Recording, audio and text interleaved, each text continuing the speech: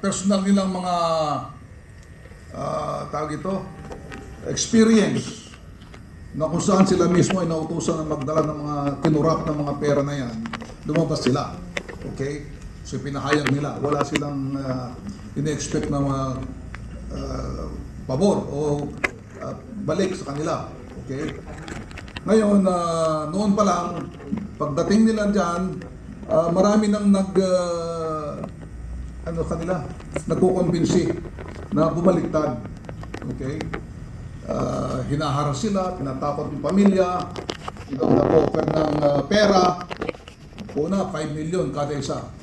5 million pesos kada isa para lang bumaliktad. Hindi sila bumabaliktad. Pinanindigan nila ang kanilang mga testimonya, mga affidavit. Tumaas yun ng 10 million kada isa. Hindi pa rin sila bumabaliktad. Umabot ng 20 million kada isa. Hindi pa rin sila bumabaliktad. 21 million. Hindi pa rin. Hanggang sa umabot sa 25 million kada isa. Apat sa kanilang bumaliktad dahil tinrabaho yung kanilang mga pamilya. Hindi lang pananakot, kundi yung posibleng ikamatay nila ng pamilya nila. So yun, apat sa kanilang bumaliktad. Pero tayo, sabi nga ng kanilang lawyer, si Atty. Baligod, hindi man maganda, masama man sa kanila, mga kasamahan nila, pero naintindihan ni Atty. Baligod, bakit nila ginawa yun. Anyway, meron pa po tayong 14. Actually, 18 sila na nagbigay ng testimonya. Pero meron po doon, 4 pa nakaragdagan noon. 4 na Marines din na nagpahayag ng kanilang yung kanilang mga participation, pero hindi sila nakapirma ng affidavit. Pero lumabas din sila doon sa may EDSA noon na dapat ay may Blue Ribbon Committee meeting doon. So 18 plus 4, 22. Ngayon 18 minus 4, 14. Pero plus 4 na kasama pa rin nila na hindi bumabaliktad. Although yung 4 na yon ay hindi pa nakapagsabit ng kanilang affidavit. So ganon talaga. Tayo ay naniniwala na itong mga 14 na o 18 na naiiwan ngayon ay naniniwala tayo na hindi babaliktad itong mga ito. Nagkaroon na yata sila ng pag-uusap, matinding pag-uusap. Yung kanilang leader, si Johnny Buduan, ay isa-isa daw na kinausap yung mga kasamahan niya na hindi dapat sila babaliktad at paninindigan nila ang kanilang mga nasabi doon sa kanilang mga testimonya. Yun lamang. Thank you. Ayan, General Pokis, alam mo, napakatindi ng pinagdaanan ng mga ito. And bilang isang retirado at dating talagang ipinaglaban ang bayan, ano po yung naramdaman ninyo, no, para sa pangyayaring ito? And naalala ko, nakita ko nung binigyan ng pagkain sila paglabas nila ng Las Piñas RTC, na parang naiyak yung ating mga sundalo. Ikaw bilang isang sundalo, how did it affect you nung nakita mo itong mga pangyayari na ito? Parang nandoon yata kayo noon, feel free to also to say, siguro dito ko na lang kay itanong kasi siya yung nandoon, di ba? Ano yung naramdaman mo, Captain Ray, nung nakita mo na napaiyak yung mga sundalo nung inabutan sila ng pagkain habang nandoon sila sa Las Piñas RTC? At ano rin ang mensahe mo para doon sa mga kamag-anak, sa ating mga vloggers din, pati na rin si General Pokis, no, na mag-comment dito, and also General Virgilio Garcia. What is your take on this, no, the struggle, as well as mensahe nyo sa pamilya, hindi lamang nung mga nag-recant, kundi pamilya ng natitira, at saka sa ating mga vloggers na sumusuporta sa kanila? Alam mo, Miss Astra, nung nakita natin sila, akala kasi nila yung mga sumusuporta na hindi nila nakikita kasi may dumating doon na hindi natin kilala eh. Taga Las Piñas siya, nabalitaan niya lang, tapos pumunta siya ron, may mga dala sila pagkain.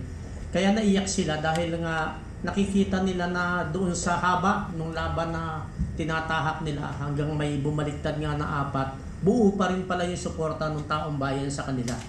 So yun ang nakita natin, kaya naluluha sila at naiisip rin nila yung 4 na bumaliktad actually. At nauunawaan nila, kagaya ng sinabi ni General Romy, nauunawaan ni Atty. Baligod, nauunawaan ng kasamahan nila kasi pagka ang involved na pamilya, medyo matindi na ang decision making na kailangan nilang gawin. Lalo na nga, sinabi rin ni General Romy na may pananakot sa pamilya.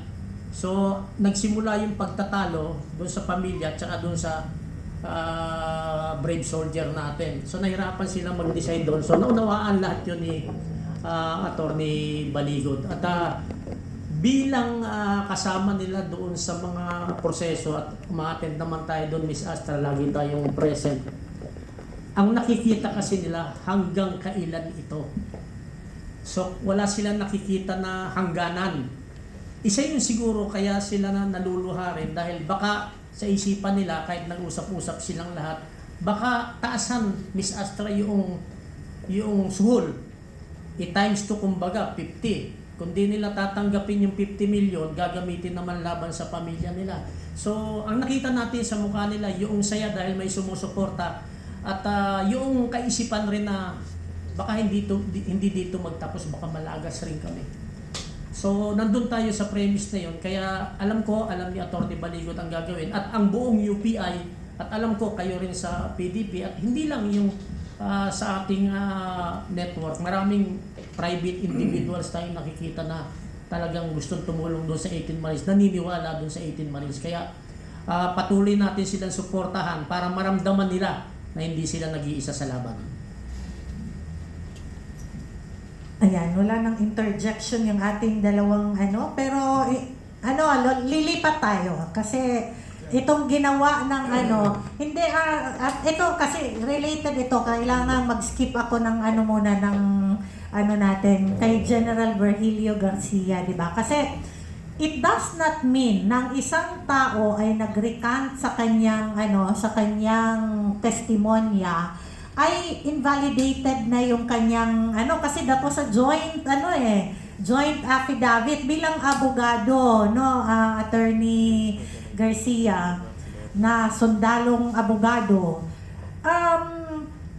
If it is na under duress sila doon sa recantation, 'di ba? Nung pag-recant nila kasi baka na-pressure, yun nga na may offer sa kanila. Ano ang magiging epekto nito sa kanilang unang salaysay na ginawa, At saka ano ang magiging epekto din nito sa kredibilidad ng buong team at sa investigasyon na ginagawa ngayon ng ombudsman? Attorney Virgil? Under duress talaga sila kasi 25 million yun. Alam nyo, when we started, kung nagsimula ito,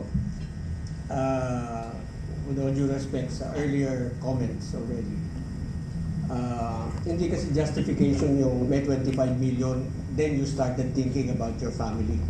You started thinking about the 25 million for your family. Siguro gano'n. Pero nung simulan kasi ito, ang premise is dadaanan lahat ng hirap na dinadanas nila. Anticipated ito eh. Alam nilang lahat that they were going to go through ahead, talagang difficulty. Mahirapan sila. And so that was one of the considerations, and they said, para sa bayan, para sa katotohanan. Okay. So, 25 million each is 25 million. So, yun yung, hindi justification yun eh. Kasi kung sasabihin natin na naunawaan natin, ganito, yun na lang masasabi natin, unawain natin sila, pero hindi yung justification because kung yun ang titignan natin ng justification palagi, mauubos yung 18. Actually, sabi nga ni General Procus, 109 lahat yung escort na tumulong dyan sa lahat sila maalam. ito yung naunang nag-come forward. Actually, ano yan eh, 18 plus 10 plus 5. Yun talaga yan. No? So, less 4, 29 pa yung natitira.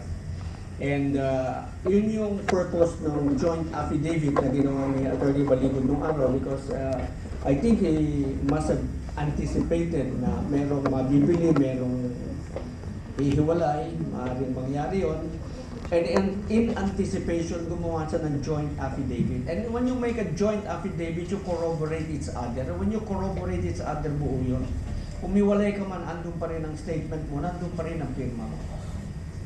See, so, yun pa rin yun. No? Kailangan lamang talaga na,